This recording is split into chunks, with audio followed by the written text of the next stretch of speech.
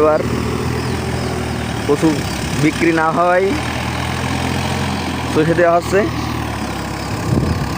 দিয়ে ধান রোপণ করা হবে। অতি লাভের আশায় কৃষক কচু চাষ করে এখন লসের মুখ দেখে বসে আছে।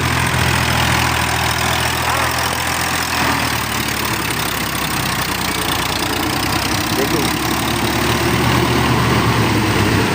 কৃষকের এই দুঃখ, এই আক্ষেপ বলার কোনো ভাষা নেই।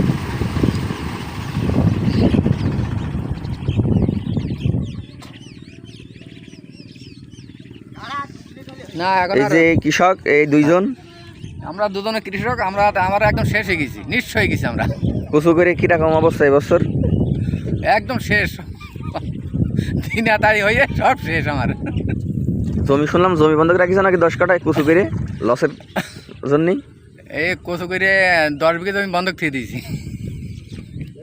তাহলে দেখেন কৃষকের এই আক্ষেপ শোনার কেউ আছে?